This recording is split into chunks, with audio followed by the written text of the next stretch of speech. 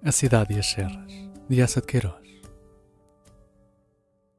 Quarto capítulo. Nessa fecunda semana, uma noite, recolhíamos ambos da ópera, quando Jacinto, bocejando, me anunciou uma festa no 202. Uma festa? Por causa do Grão-Duque, coitado, que me vai mandar um peixe delicioso e muito raro, que se pesca na Dalmácia. Eu queria um almoço curto. O Grão-Duque reclamou uma ceia. É um bárbaro, besuntado com literatura do século XVIII, que ainda acredita em ceias, em Paris. Reúno no domingo 3 ou 4 mulheres e uns 10 homens bem típicos para o divertir. Também aproveitas. Folheias Paris num resumo.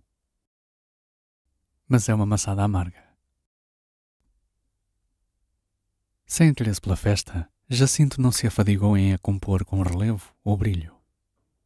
Encomendou apenas uma orquestra de ciganos. Os ciganos, as suas jalecas escarlates, a melancolia áspera das quesardas, ainda nesses tempos remotos emocionavam Paris. E mandou na biblioteca ligar o teatrofone com a ópera, com a comédia francesa, com o alcazar e com os bufos, prevendo todos os gostos, desde o trágico até ao pícaro. Depois, no domingo, ao entardecer, ambos visitámos a mesa da ceia, que resplandecia com as velhas baixelas de Dom Galeão, e a faustosa profusão de orquídeas, em longas silvas, por sobre a toalha bordada à seda, enroladas aos fruteiros de Saxe, transbordando de cristais lavrados e filigranados de ouro, espalhavam uma tão fina sensação de luxo e gosto, que eu murmurei: caramba, bendito seja o dinheiro. Pela primeira vez também admirei a copa e a sua instalação abundante e minuciosa. Sobretudo os 2 ascensores, que rolavam das profundidades da cozinha. Um para os peixes e carnes, aquecido por tubos de água fervente. O outro para as saladas e gelados, revestido de placas frigoríficas. Oh, este 202!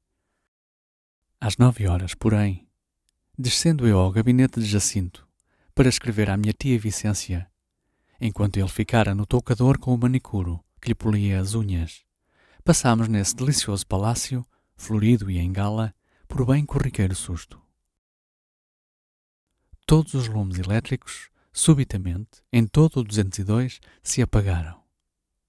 Na minha imensa desconfiança daquelas forças universais, pulei logo para a porta, tropeçando nas trevas, ganindo um aqui del rei, que desandava a guiés. Jacinto em cima berrava, com o manicuro agarrado ao pijama. E de novo, como serva relaça que recolhe arrastando as chinelas, a luz ressurgiu com lentidão. Mas o meu príncipe, que descera enfiado, mandou buscar um engenheiro à Companhia Central da Eletricidade Doméstica. Por precaução, outro criado correu à mercearia comprar pacotes de velas. E o grilo desenterrava já dos armários os candelabros abandonados, os pesados castiçais arcaicos dos tempos incientíficos de Dom Galeão. Era uma reserva de veteranos fortes, para o caso pavoroso em que mais tarde, à ceia, falhassem perfidamente as forças bisonhas da civilização. O eletricista, que acudira esbaforido, afiançou, porém, que a eletricidade se conservaria fiel, sem outro amuo. Eu, cautelosamente, soneguei na algibeira 2 contos de estearina. A eletricidade permaneceu fiel, sem amuos, e quando desci do meu quarto, tarde, porque perdera o colete de baile e só depois de uma busca furiosa e praguejada, o encontrei, caído por trás da cama. Todo o 202 refulgia, e os ciganos na antecâmara, sacudindo as guedelhas, atiravam as arcadas de uma valsa tão arrastadora que pelas paredes as imensas personagens das tapeçarias, Príamo, Néstor, o engenhoso Ulisses, boliam com os pés venerandos. Timidamente, sem rumor, puxando os punhos, penetrei no gabinete de Jacinto. E fui logo acolhido pelo sorriso da Condessa de Trèves, que, acompanhada pelo ilustre historiador Danjon, da Academia Francesa, percorria maravilhada os aparelhos, os instrumentos, toda a sumptuosa mecânica do meu super-civilizado príncipe. Nunca ela me parecera mais majestosa do que naquelas sedas cor de açafrão, com rendas cruzadas no peito, à Maria Antonieta, o cabelo crespo e ruivo, levantado em rolo sobre a testa dominadora, e o curvo nariz patrício, abrigando o sorriso sempre luzidio, sempre corrente, como um arco abriga o correr e o luzir de um regato. Direita como um sólio, a longa luneta de tartaruga acercada dos olhos miúdos e turvamente azulados, ela escutava diante do grafofone, depois diante do microfone, como melodias superiores, os comentários que o meu Jacinto ia atabalhoando com uma amabilidade penosa. E ante cada roda, cada mola, eram pasmos, louvores finamente torneados, em que atribuía a Jacinto, com astuta candura, todas aquelas invenções do saber. Os utensílios misteriosos que atulhavam a mesa de ébano foram para ela uma iniciação que a enlevou. Oh, o numerador de páginas! Oh, o colador de estampilhas! A carícia demorada dos seus dedos secos aquecia os metais e suplicava os endereços dos fabricantes para se prover de todas aquelas utilidades adoráveis. Como a vida assim apetrechada se tornava escorregadia e fácil. Mas era necessário o talento, o gosto de Jacinto, para escolher, para criar. E não só ao meu amigo, que o recebia com resignação, ela ofertava o fino mel. Afagando com o cabo da luneta o telégrafo, achou a possibilidade de recordar a eloquência do historiador. Mesmo para mim, de quem ignorava o nome, arranjou junto do fonógrafo e acerca de vozes de amigos que andou a se colecionar, uma lisonjazinha redondinha e lustrosa, que eu chupei como um roçado celeste. Boa casaleira que vai atirando o grão aos frangos famintos, a cada passo, maternalmente, ela nutria uma vaidade. Sôfrego de outro arreboçado, acompanhei a sua cauda sussurrante e cor de açafrão. Ela parara diante da máquina de contar, de que Jacinto já lhe fornecera pacientemente uma explicação sapiente. E de novo roçou os buracos de onde espreitam os números negros. E com o seu enlevado sorriso murmurou: prodigiosa esta prensa elétrica. Jacinto acudiu. Não, não, esta é... Mas ela sorria. Seguia. Madame de Trèves não compreendera nenhum aparelho do meu príncipe. Madame de Trèves não atendera a nenhuma dissertação do meu príncipe. Naquele gabinete de sumptuosa mecânica, ela somente se ocupara em exercer, com proveito e com perfeição, a arte de agradar. Toda ela era sublime falsidade. Não escondia de Anjou a admiração que me penetrava. O facundo académico revirou os olhos bugalhudos. Oh, e um gosto, uma inteligência, uma sedução. E depois como se janta bem em casa dela, que café! Mulher superior, meu caro senhor, verdadeiramente superior. Deslizei para a biblioteca. Logo à entrada da erudita nave, junto da estante dos padres da igreja, onde alguns cavalheiros conversavam, parei a saudar o diretor do Boulevard e o psicólogo feminista, o autor do Coração Triple, com quem na véspera me familiarizara ao almoço no 202. O seu acolhimento foi paternal. E como se necessitasse a minha presença, reteve na sua mão ilustre, rutilante de anéis, com força e com gula, a minha grossa palma serrana. Todos aqueles senhores, com efeito, celebravam o seu romance, a couraça, lançado nessa semana entre gritinhos de gozo e um quente rumor de saias alvoroçadas. Um, sobretudo, com a vasta cabeça arranjada a Van Dyck e que parecia postiça, proclamava, alçado na ponta das botas, que nunca penetrara tão fundamente na velha alma humana a ponta da psicologia experimental. Todos concordavam. Se apertavam contra o psicólogo, o tratavam por mestre. Eu mesmo que nem sequer entrevira a capa amarela da couraça, mas para quem ele voltava os olhos pedinchões e famintos de mais mel, murmurei com um leve assobio. Uma delícia. E o psicólogo, reluzindo, com o lábio úmido, entalado num alto colarinho onde se enroscava uma gravata a 1830, confessava modestamente que dissecara todas aquelas almas da couraça, com algum cuidado, sobre documentos, sobre pedaços de vida ainda quentes, ainda a sangrar. E foi então que Marisac, o Duque de Marisac, notou, com um sorriso mais afiado que o lampejo de navalha, e sem tirar as mãos dos bolsos. No entanto, meu caro, nesse livro tão profundamente estudado há um erro bem estranho, bem curioso. O psicólogo, vivamente, a tirar a cabeça para trás. Um erro? Oh sim, um erro. E bem inesperado num mestre tão experiente.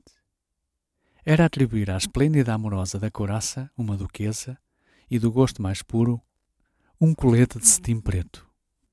Esse colete assim preto, de cetim, aparecia na bela página de análise e paixão, em que ela se despia no quarto de Rui d'Alice.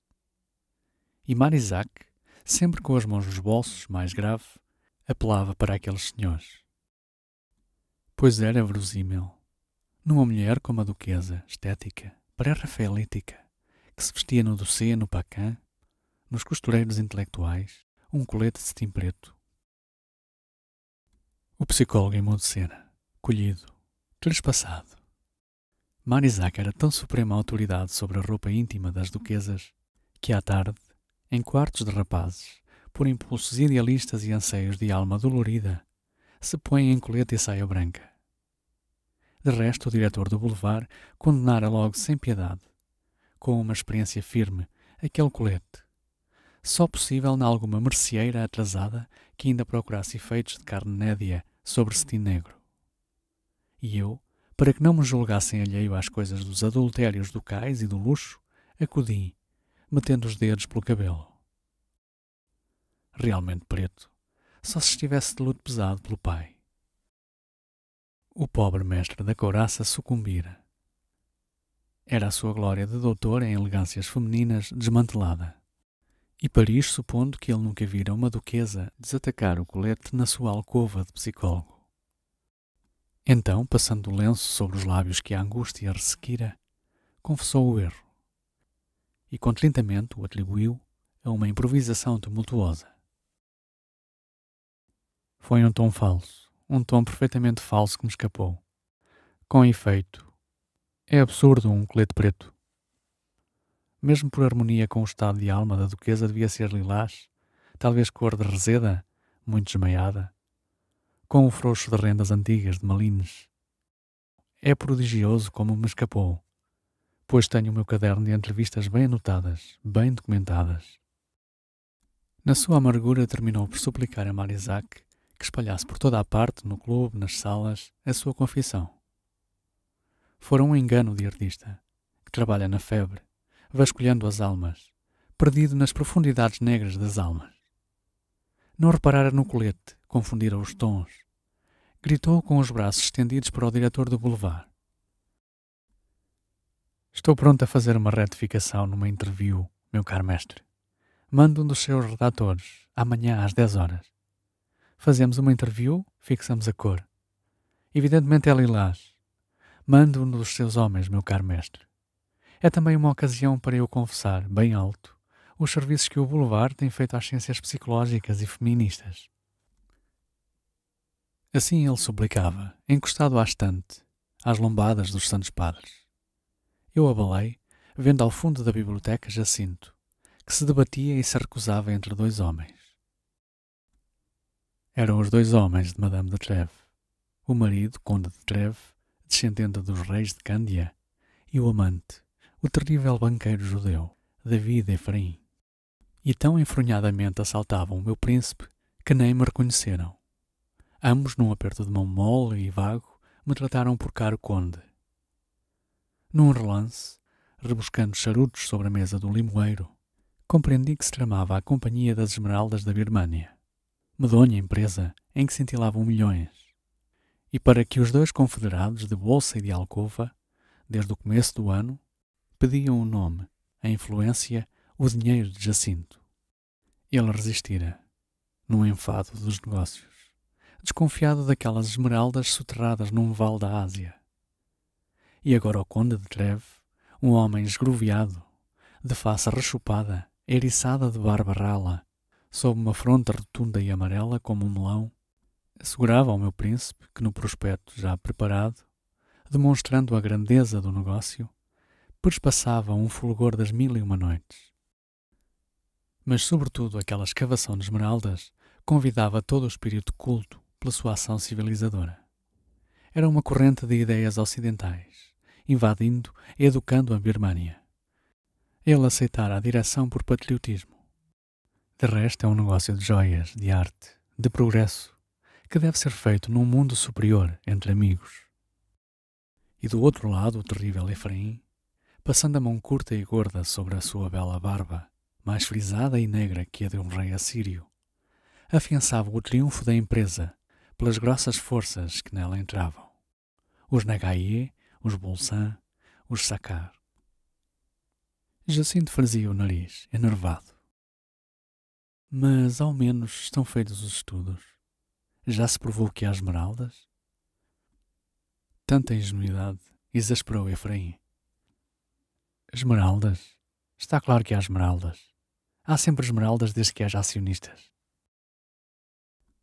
E eu admirava a grandeza daquela máxima. Quando apareceu esbaforido, desdobrando o lenço muito perfumado, um dos familiares do 202. Tudel, António de Tudel, moço já calvo, de infinitas prendas, que conduzia cotillon, imitava cantores de café-concerto, temperava saladas raras, conhecia todos os enredos de Paris. Já veio? Já cá está o Grão-Duque? Não, Sua Alteza ainda não chegara. E Madame de Tudel? Não pôde. No sofá, esfolou uma perna. Oh, quase nada, caiu do velocípede. Jacinto logo interessado. Ah, Madame de Tudel anda já de velocípede? Aprende, nem tem velocípede. Agora na quaresma é que se aplicou mais, no velocípede do padre Ernesto, do cura de São José. Mas ontem no bosque, zás, terra, perna esfolada, aqui. E na sua própria coxa, com a unha, vivamente, desenhou o esfolão. Efraim, brutal e sério, murmurou. Diabo, é o melhor sítio. Mas Tudel nem o escutara. Correndo para o diretor do boulevard que se avançava, lento e barrigudo, com o seu monóculo negro semelhante a um pacho. Ambos se colaram contra uma estante, num cochichar profundo. Jacinto e eu entramos então no bilhar, forrado de velhos couros de Córdoba, onde se fumava. Ao canto de um divã, o grande Dornan, o poeta neoplatónico e místico, o mestre subtil de todos os ritmos, espapado nas almofadas, com um dos pés sob a coxa gorda, como um deus índio, 2 botões do colete desabotoados, a papeira caída sobre o largo decote do colarinho, mamava majestosamente um imenso charuto. Ao pé dele, também sentado, um velho que eu nunca encontrara no 202, esbelto, de cabelos brancos em anéis passados por trás das orelhas, a face coberta de pó de arroz, um bigodinho muito negro e arrebitado. Findara certamente alguma história de bom e grosso sal, porque diante do divã, de pé, Jobin, o supremo crítico de teatro, ria com a calva escarlata de gozo. E um moço muito ruivo, descendente de Coligny, de perfil de periquito, sacudia os braços curtos como asas, e gania. Delicioso, divino. Só o poeta idealista permanecera impassível, na sua majestade obesa. Mas, quando nos acercamos, esse mestre do ritmo perfeito, depois de soprar uma farta fumarada e me saudar com um pesado mover das pálpebras, começou uma voz de rico e sonoro metal. Há melhor, há infinitamente melhor. Todos aqui conhecem Madame Noredal. Madame Noredal tem umas imensas nádegas. Desgraçadamente, para meu regalo, Tudel invadiu o bilhar, reclamando Jacinto com alarido. Eram as senhoras que desejavam ouvir no fonógrafo uma área de Patti. O meu amigo sacudiu logo os ombros, numa surda irritação. Área de Patti? Eu sei lá. Todos estes rolos estão em confusão.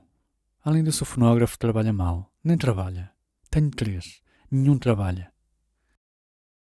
Bem, exclamou alegremente Tudel. Canto eu a pobre fia. É mais de ceia. Olá, povo, povo, povo. Travou do meu braço e arrastou a minha timidez serrana para o salão cor-de-rosa murcho, onde, como deusas num círculo escolhido do Olimpo, resplandeciam Madame Doriol, Madame Vergane, a princesa de Carman e uma outra loura, com grandes brilhantes nas grandes farripas, e de ombros tão nus, e braços tão nus, e peitos tão nus, que o seu vestido branco com bordados de ouro pálido parecia uma camisa a escorregar. Impressionado, ainda retive Tudel. Rugi baixinho. Quem é? Mas já o festivo homem correra para Madame Doriol, com quem riam, numa familiaridade superior e fácil. Marisac, o duque de Marisac, e um moço de barba cor de milho e mais leve que uma penugem, que se balouçava gracilmente sobre os pés, como uma espiga ao vento. E eu, encalhado contra o piano, esfregava lentamente as mãos, amassando o meu embaraço, quando Madame Vergane se ergueu do sofá, onde conversava com um velho, que tinha a grande cruz de Santo André, e avançou, deslizou no tapete, pequena e nédia, na sua copiosa cauda de veludo verde-negro.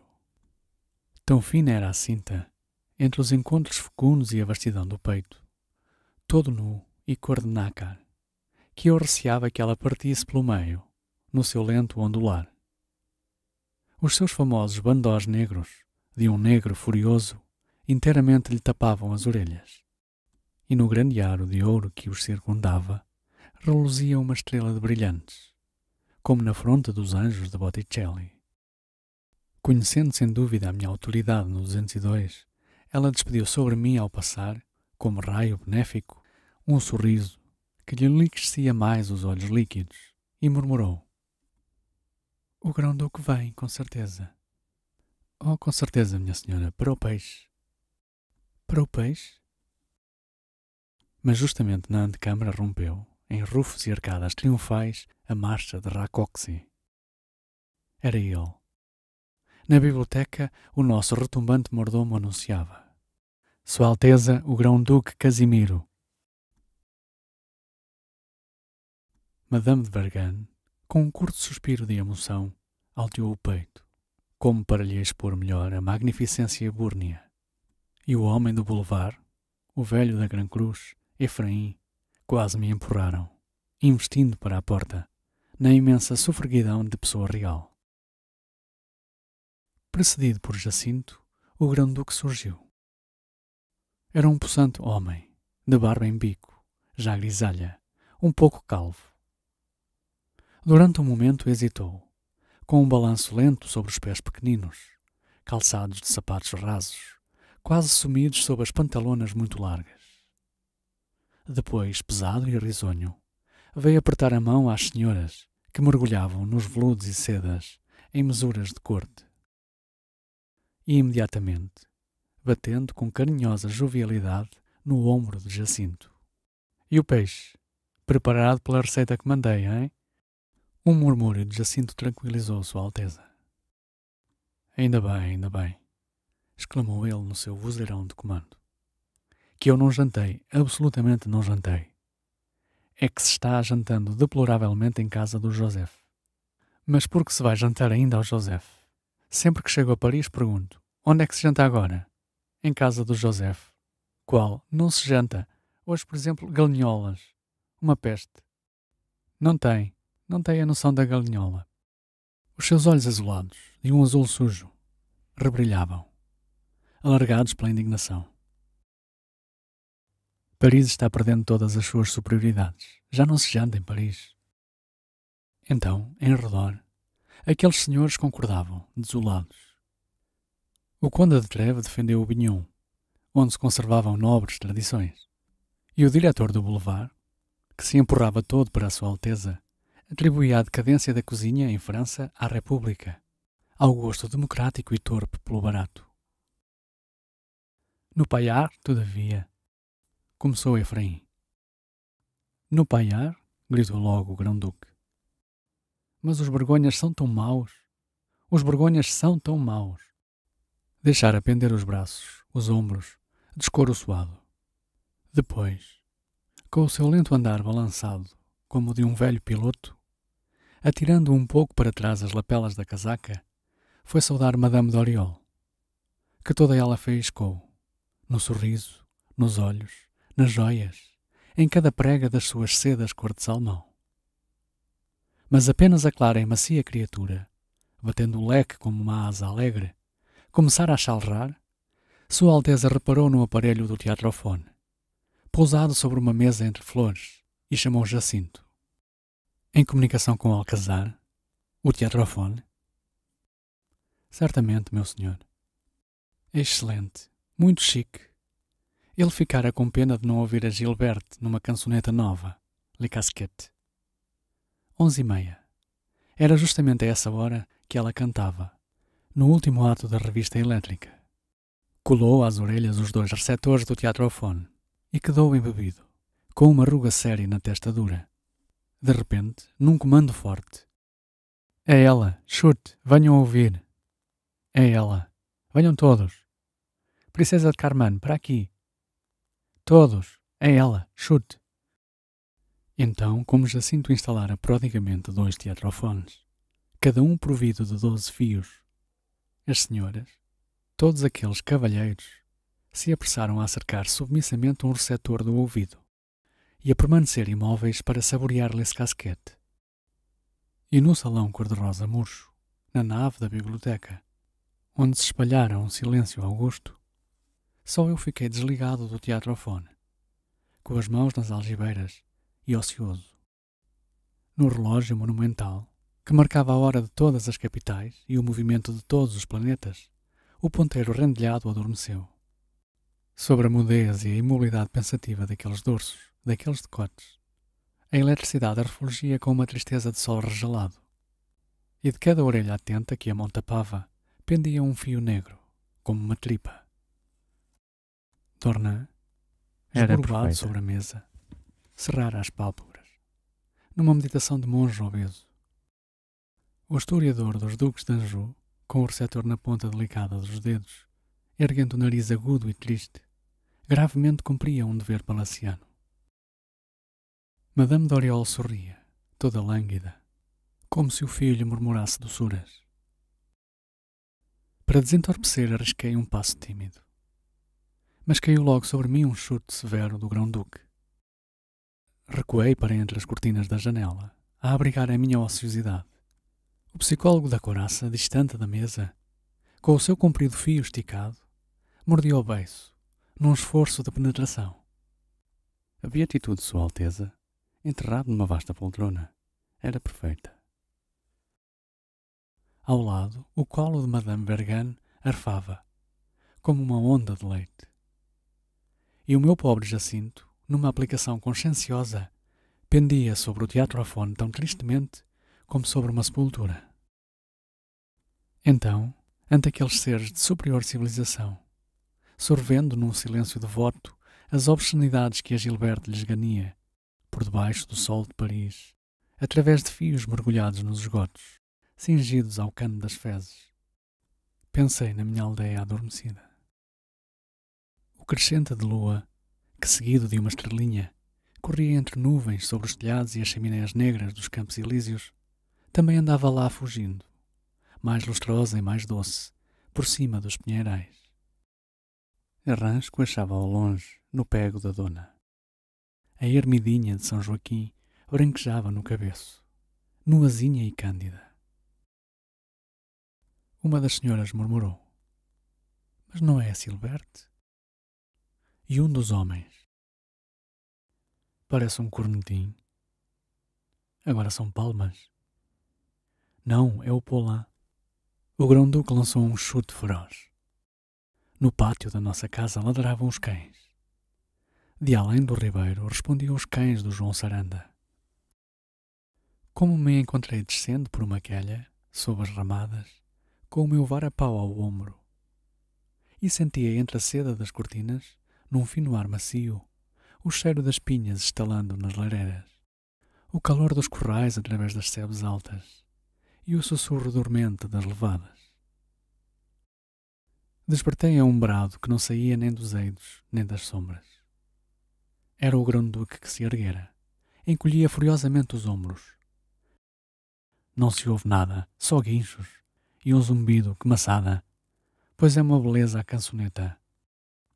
Olé casquete, olé casquete. Todos largaram os fios, proclamavam a Gilberta deliciosa. E o mordomo bendito, abrindo largamente os 2 batentes, anunciou: Monseigneur é servi. Na mesa, que pelo esplendor das orquídeas mereceu os louvores ruidosos de Sua Alteza, fiquei entre o etéreo poeta Dornan e aquele moço de penugem loura que balouçava como uma espiga ao vento. Depois de desdobrar o guardanapo, de o acomodar regaladamente sobre os joelhos, Dornan desenvencilhou da corrente do relógio uma enorme luneta para percorrer o menu que aprovou. E inclinando para mim a sua face de apóstolo obeso: Este Porto de 1834, aqui em casa de Jacinto, deve ser autêntico, hein? Assegurei ao mestre dos ritmos que o Porto envelhecera nas adegas clássicas do avô Galeão. Ele afastou, numa preparação metódica, os longos, densos fios do bigode que lhe cobriam a boca grossa. Os escudeiros serviram um consumé frio com trufas. E o moço cor de milho, que espalhara pela mesa o seu olhar azul e doce, murmurou, com uma desconsolação risonha: Que pena, só falta aqui um general e um bispo. Com efeito, todas as classes dominantes comiam nesse momento as trufas do meu Jacinto. Mas de fronte Madame d'Oriol lançara um riso mais cantado que um gorjeio. O grão-duque, numa silva de orquídeas que orlava o seu talher, notara uma, sombriamente horrenda, semelhante a um lacrau esverdinhado, de asas lustrosas, gordo e túmido de veneno. E muito delicadamente ofertara a flor monstruosa a Madame d'Oriol, que com trinado riso, solenemente, a colocou no seio. Colado àquela carne macia, de uma brancura de nata fina, o lacrau inchara, mais verde, com as asas frementes. Todos os olhos se acendiam, se cravavam no lino peito, a que a flor disforme, de cor venenosa, apimentava o sabor. Ela reluzia, triunfava. Para agitar melhor a orquídea, os seus dedos alargaram o decote, aclararam belezas, guiando aquelas curiosidades flamejantes que a despiam. A face vincada de Jacinto pendia para o prato vazio, e o alto lírico do crepúsculo místico, passando a mão pelas barbas, rosnou com desdém: Bela mulher, mas ancas secas, e aposto que não tem nádegas. No entanto, o moço da loura penugem voltara à sua estranha mágoa: não possuirmos um general com a sua espada e um bispo com o seu báculo. Para quê, meu caro senhor? Ele atirou um gesto suave em que todos os seus anéis faiscaram. Para uma bomba de dinamite. Temos aqui um esplêndido ramalhete de flores de civilização, com um grão-duque no meio. Imagine uma bomba de dinamite atirada da porta. Que belo fim de ceia, num fim de século. E como eu o considerava assombrado, ele, bebendo goles de Chateaubriand, declarou que hoje a única emoção, verdadeiramente fina, seria aniquilar a civilização. Nem a ciência, nem as artes, nem o dinheiro, nem o amor podiam já dar um gosto imenso e real às nossas almas saciadas. Todo o prazer que se extraíra de criar estava esgotado. Só restava, agora, o divino prazer de destruir. Desenrolou ainda outras enormidades, com um riso claro nos olhos claros. Mas eu não atendia ao gentil pedante, colhido por outro cuidado, reparando que em torno, subitamente, todo o serviço estacara, como no conto do palácio petrificado. E o prato agora devido era o peixe famoso da Dalmácia, o peixe de Sua Alteza, o peixe inspirador da festa. Jacinto, nervoso, esmagava entre os dedos uma flor, e todos os escudeiros sumidos. Felizmente o grão-duque contava a história de uma caçada, nas coutadas de Sarvan, em que uma senhora, mulher de um banqueiro, saltara bruscamente do cavalo, num descampado, sem árvores.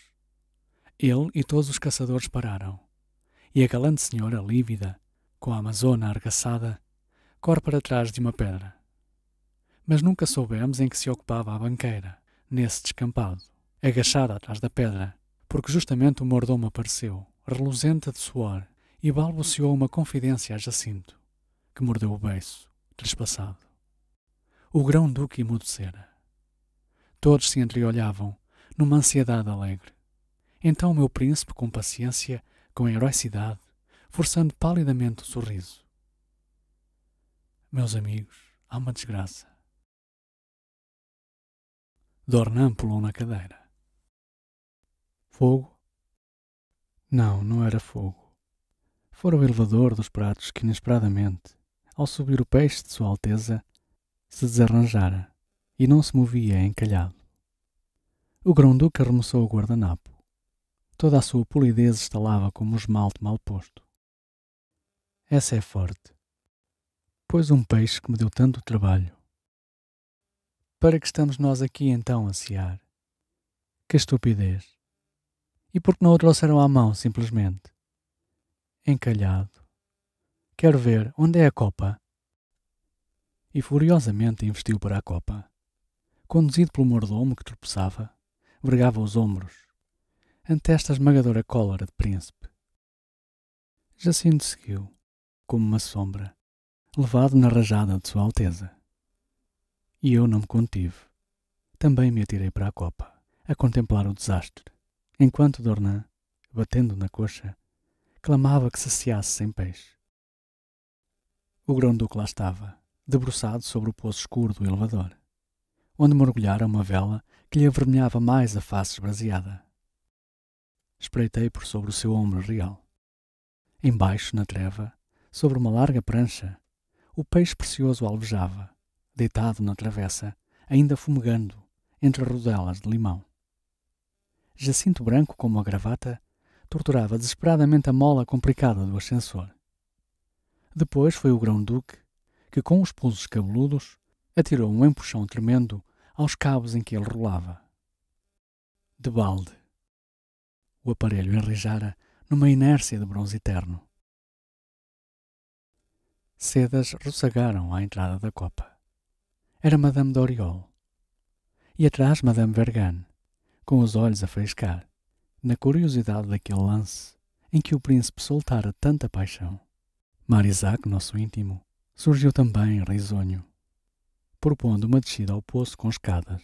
Depois foi o psicólogo, que se abeirou, psicologou, atribuindo intenções sagazes ao peixe que assim se recusava. E a cada um o grão-duque, escarlate, mostrava com dedo trágico, no fundo da cova, o seu peixe. Todos afundavam a face, murmuravam. Lá está. Todo ela, na sua precipitação, quase se despenhou. O periquito descendente de Coligny batia as asas, ganindo. Que cheiro ele deita, que delícia! Na copa atulhada, os decotes das senhoras roçavam a farda dos lacaios. O velho caiado de pó de arroz meteu o pé num balde de gelo, com um berro ferino. E o historiador dos duques de Anjou movia por cima de todos o seu nariz bicudo e triste. De repente, Tudel teve uma ideia. É muito simples. É pescar o peixe. O grão-duque bateu na coxa uma palmada triunfal. Está claro, pescar o peixe. E no gozo daquela facécia, tão rara e tão nova, toda a sua cólera se sumira. De novo se tornara o príncipe amável, de magnífica polidez, desejando que as senhoras se sentassem para assistir à pesca miraculosa. Ele mesmo seria o pescador. Nem se necessitava, para a divertida façanha, mais que uma bengala, uma guita e um gancho. Imediatamente Madame d'Oriol, excitada, ofereceu um dos seus ganchos.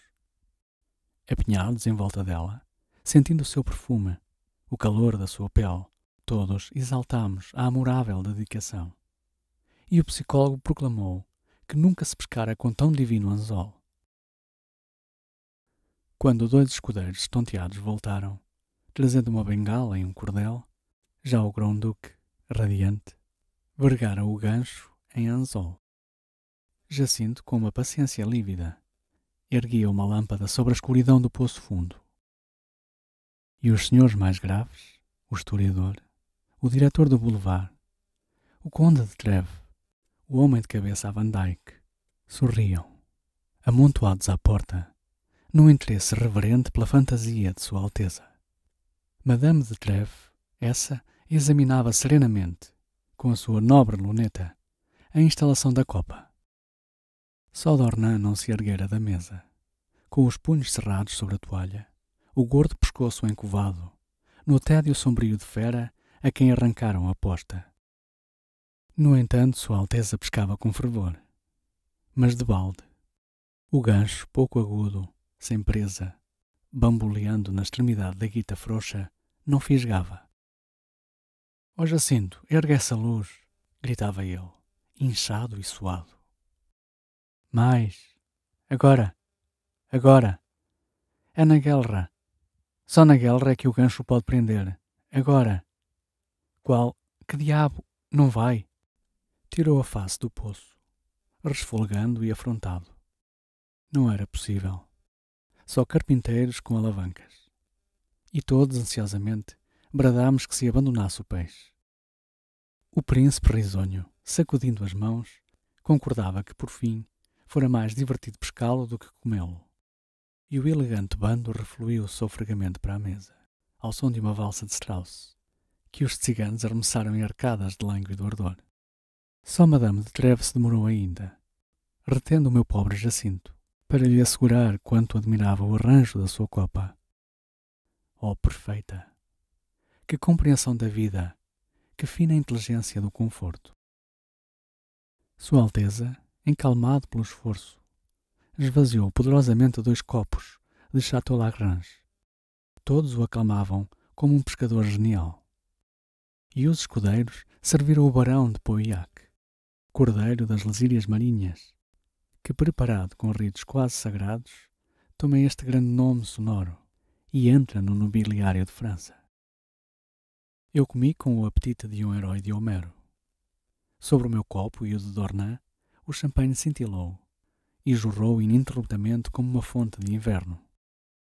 Quando se serviram hortolãs gelados, que se derretiam na boca, o divino poeta murmurou, para meu regalo, o seu soneto sublime a Santa Clara.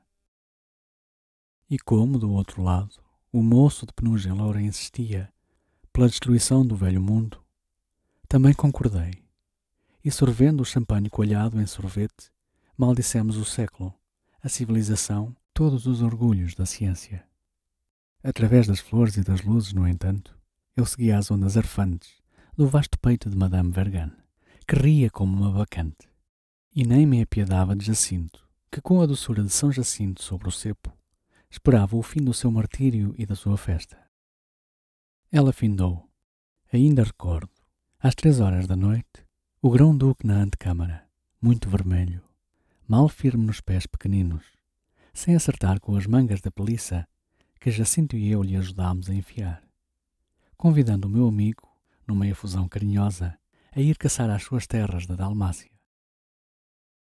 Devo ao meu Jacinto uma bela pesca. Quero que ele me deva uma bela caçada. E enquanto o acompanhávamos, entre as alas dos escudeiros, pela vasta escada onde o mordomo o precedia, erguendo um candelabro de 3 lumes, Sua Alteza repisava, pegajoso: uma bela caçada. E também vai, Zé Fernandes. Bom Fernandes, Zé Fernandes. Ceia superior, meu Jacinto. O barão de Pauillac, divino. Creio que o devemos nomear Duque. O senhor Duque de Pauillac. Mais um bocado da perna do senhor Duque de Pauillac. Ha, ha. Não venham fora. Não se constipem. E do fundo do cupê, ao rodar, ainda bradou: o peixe, Jacinto. Desencalha o peixe. Excelente ao almoço, frio, com molho verde. Trepando cansadamente os degraus, numa moleza de champanhe e sono, em que os olhos se me cerravam, murmurei para o meu príncipe: foi divertido, Jacinto. Sumptuosa mulher, a Vergane. Grande pena ao elevador. E Jacinto num som cavo que era bocejo e rugido. Uma maçada. E tudo falha. 3 dias depois desta festa no 202, recebeu o meu príncipe inesperadamente, de Portugal, uma nova considerável. Sobre a sua quinta insular de Tormes, por toda a serra, passara uma tormenta devastadora de vento, corisco e água. Com as grossas chuvas, ou por outras causas que os peritos dirão, como exclamava na sua carta angustiada o procurador Silvério, um pedaço de monte, que se avançava em socalcos sobre o vale da Carriça, desabara, arrastando a velha igreja, uma igrejinha rústica do século XVI, onde jaziam sepultados os avós de Jacinto desde os tempos de El Rei Dom Manuel. Os ossos veneráveis desses Jacintos jaziam agora soterrados sob um montão em forma de terra e pedra. O Silvério já começara com os moços da quinta a desatulhar os preciosos restos, mas esperava ansiosamente as ordens de Sua Excelência. Jacinto empalidecera, impressionado. Esse velho sol serrano, tão rijo e firme desde os godos, que de repente ruía. Esses jazigos de paz piedosa, precipitados com fragor na borrasca e na treva, para um negro fundo de vale. Essas ossadas, que todas conservavam um nome, uma data, uma história, confundidas num lixo de ruína. Coisa estranha, coisa estranha. E toda a noite me interrogou acerca da serra e de Tormes, que eu conhecia desde pequeno, porque o velho solar, com a sua nobre alameda de faias seculares, se erguia a 2 léguas da nossa casa, no antigo caminho de Guiães à estação e ao rio. O caseiro de Tormes, o bom Melchior, era cunhado do nosso feitor da Roqueirinha, e muitas vezes, depois da minha intimidade com Jacinto, eu entrara no robusto casarão de granito e avaliara o grão espalhado pelas salas sonoras e provara o vinho novo nas adegas imensas. E a igreja, Zé Fernandes? Entraste na igreja? Nunca, mas era pitoresca, com uma torrezinha quadrada, toda negra, onde há muitos anos vivia uma família de cegonhas. Terrível transtorno para as cegonhas. Coisa estranha, murmurava ainda o meu príncipe, agourado. E telegrafou ao Silvério que desatulhasse o vale, recolhesse as ossadas, reedificasse a igreja. E para esta obra de piedade e reverência gastasse o dinheiro, sem contar, como a água de um rio largo.